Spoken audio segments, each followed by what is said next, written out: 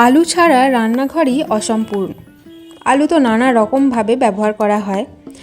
আজ আমি এই আলু দিয়ে বানিয়ে দেখাবো বেনারসি আলুর দমের রেসিপি। এটা বানানো খুবই সহজ আর খেতেও অসাধারণ হয়। আর এটা একদমই নিরামিষ রেসিপি। আপনারা যে কোনো উপোস দিনে বা ভোগে ব্যবহার করতে পারেন। লুচি, পরোটা, পোলাও এর সাথে দারুণ যাবে। সম্পূর্ণ রেসিপিটা দেখতে থাকুন, আশা করছি ভালো লাগবে। পূজার রকমারি রান্না উইথ ব্লগে আপনাদের সকলকে জানাই স্বাগত। বেনারসি আলুর দম বানানোর জন্য প্রথমেই আমি আলুর খোসাগুলো ছাড়িয়ে নেবো। আমি 10টার মতো আলু এখানে ব্যবহার করছি, আপনারা চাইলে এর থেকেও বেশি নিতে পারেন। আর আলুটা যেন মিডিয়াম সাইজের হয় বা তার থেকে একটু ছোট হলেও চলবে, তো বেশি বড় নেবেন না। যেই দিকটা একটু চওড়া সেই দিকটাই এরকমভাবে আলুর মধ্যিখানটা কুড়ে নিতে হবে।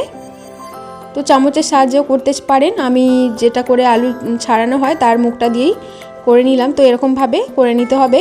আর খেয়াল রাখতে হবে পুরোটা যেন পাতলা না হয়ে যায় আলুটা, বেশিভাবে কুড়বেন না, তাহলে সেদ্ধ করার সময় ফেটে যাবে আলুটা বা ভেঙে যেতে পারে।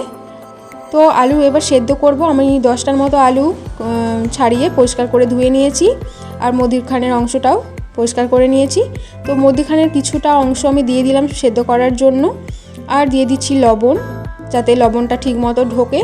কারণ সেদ্ধ করার সময় লবণ না দিলে তরকারিতে দিলে তখন আর ঢুকবে না, যেহেতু আগের থেকে আমি সেদ্ধ করে নিচ্ছি।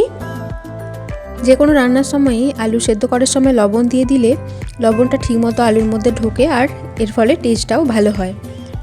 তো 10 মিনিট পরে আমি দেখে নিচ্ছি যে কাঁটা চামচের সাহায্যে আলুটা ঠিকমতো সেদ্ধ হয়ে গেছে। তো আমি এবার নামিয়ে জল ঝরিয়ে রাখবো।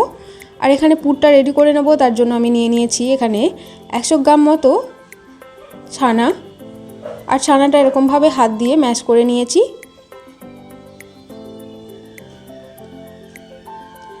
এবার এতে দিয়ে দিচ্ছি খোয়া ক্ষীর 50 গ্রাম মতো। যতটা পনির নেওয়া যায় তার হাফ নিতে হবে খোয়া ক্ষীর।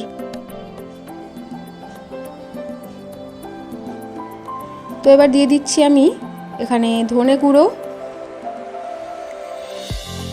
দিচ্ছি গরম মশলার গুঁড়ো, আর দিচ্ছি জিরে গুঁড়ো। একদমই অল্প অল্প করে আমি দিচ্ছি কাশ্মীরি লঙ্কার গুঁড়ো, দিচ্ছি লবণ সামান্য, আর দিচ্ছি আদা বাটা, দিচ্ছি কাঁচা লঙ্কা কুচি বড় চামচের 2 চামচ মতো, আপনারা আপনাদের ইচ্ছা মতো দেবেন। তো দিয়ে দিলাম ধনেপাতা কুচি, আর দিচ্ছি কাজু কুচি আর আমন্ড কুচি বড় চামচের 2 চামচ মতো করে, আর দিয়ে দিলাম কাসুরি মেথি, আর দিচ্ছি যে অংশটুকু আমি সেদ্ধ করে নিয়েছিলাম কোড়া অংশটুকু, সেটা দিয়ে দিলাম। এটাতে পুরটা একটু ভালো হবে, আঁঠো হবে, তার জন্য আলুটা দিলাম। আর আলুটা নষ্টও হবে না। তো আমি ভালো করে মাখিয়ে নিয়েছি। তো এক সাইডে রেখে দেবো। এবারে আলুটা আমি ভেজে নেব। বন্ধুরা, আপনারা চাইলে ছাঁকা তেলেও ভাজতে পারেন। আমি পুরোপুরি ছাঁকা তেলে ভাজছি না এখানে।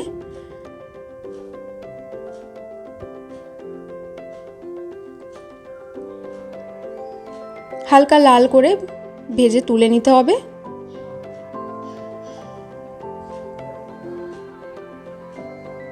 বন্ধুরা, এটা খেতে অসাধারণ হয়। তো আপনারাও বানাবেন বাড়িতে, আর আমাকে কমেন্টে লিখে জানাবেন। আর আপনারা দেখছেন, সাবস্ক্রাইব করছেন না, প্লিজ একটা লাইক আর সাবস্ক্রাইব করবেন, ভীষণ ভালো লাগবে। আরও আমার উৎসাহ বাড়বে যাতে আমি আরও অনেক রেসিপি আপনাদের কাছে শেয়ার করতে পারি। তো একটা ব্যাচ ভাজা হয়ে গেছে, আরও একটা ব্যাচ আমি ভেজে নিচ্ছি। তো দেখুন, লাল লাল করে আমি এরকমভাবে ভেজে নিয়েছি। এবারে অল্প করে পুর নিয়ে দিয়ে দিতে হবে আলুর মধ্যে। সকলেই জেনে থাকবেন স্টাফড আলুর দম নামে, কিন্তু এর প্রকৃত নাম বেনারসি আলুর দম। সমস্ত আলুতে পুর ভরার পর যতটা পুর বেঁচে থাকবে সেটা রান্নার কাজে লাগবে কষার সময়। তো দেখুন, এরকমভাবে আমি পুর ভরে নিয়েছি। আর ঠেসে ঠেসে অনেক করে ভরবেন না, তাহলে আলুটা ফেটে যাবে। তো দেখুন, আমার সমস্তটা পুর ভরা হয়ে গেছে। এবার নেক্সট স্টেপ, আলুর দমটা কষাতে হবে।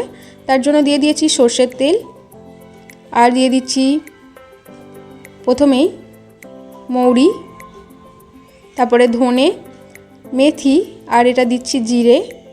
একদমই অল্প অল্প করে ফোড়নে দিতে হবে। তারপর দিয়ে দিতে হবে আদা রসুনের পেস্ট 1 চামচ মতো, বড় চামচের। দিয়ে একটু কষানো হয়ে গেলে তারপর দিয়ে দিতে হবে লঙ্কার গুঁড়ো, কাশ্মীরি লঙ্কার গুঁড়ো 1 চামচ মতো, আর দিতে হবে 1/2 চামচ মতো হলুদ গুঁড়ো। তারপরে সমস্ত মশলা, ধনে গুঁড়ো, জিরে গুঁড়ো, গরম মশলার গুঁড়ো সমস্তটাই দিতে হবে। দিয়ে একটা জল দিয়ে আমি পেস্ট রেডি করে নেব। তো এরমভাবে করলে রান্নাও তাড়াতাড়ি হয়ে যাবে। তো সমস্তটা আমার মেশানো হয়ে গেছে, আর এখানে আদা রসুনের ভাজাও হয়ে গেছে। তো তারপরেই দিয়ে দিতে হবে সমস্ত মশলাটা, দিয়ে ভালোভাবে কষাতে হবে যতক্ষণ না পর্যন্ত মশলা থেকে তেল বেরিয়ে আসছে।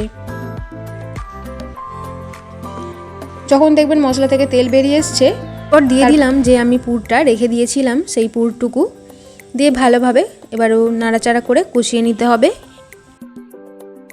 ভালোভাবে কষাতে কষাতে যখন দেখবেন যে ঠিক মতন তেল ছেড়ে এসছে, তারপর দিয়ে দিতে হবে টক দই। এখানে টক দইয়ের পরিমাণটা একটু বেশিই যায়, কারণ টক টক মিষ্টি মিষ্টি ঝাল ঝাল এরকম একটা স্বাদটা আমি রেখেছি।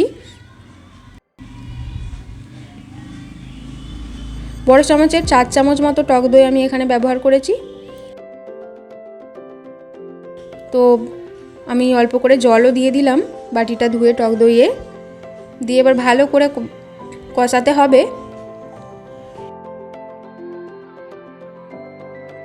যখন দেখবেন ভালো করে ফুটে গেছে টকবক করে আর মশলা থেকে তেল ভাসছে, দেখুন আমি অল্প করে কাঁচা লঙ্কা কুচি আর অল্প করে লবণ আর চিনি দিয়ে দিলাম স্বাদের জন্য। তারপরে দিয়ে দিচ্ছি ফুটে উঠতে জল, একে একে সমস্ত আলু দিয়ে ভালো করে সেদ্ধ করতে হবে। যখন দেখবেন একটু ঘন হয়ে এসছে, আপনারা যদি একটু পাতলা রাখতে চান সেরকম রাখতে পারেন, আর ঘন রাখতে চাইলে ঘন রাখবেন। তো একটু ঘন হয়ে এসছে, তো আমি দিয়ে দিচ্ছি কাসুরি মেথি আর দিয়ে দিচ্ছি ধনেপাতা কুচি ওপর থেকে। তো এখানে আলুর দম রেডি হয়ে গেছে। 10 মিনিট মতো আমি রান্না করেছি, ফুটিয়েছি। এবার একটু নাড়াচাড়া করে আমি নামিয়ে নেব।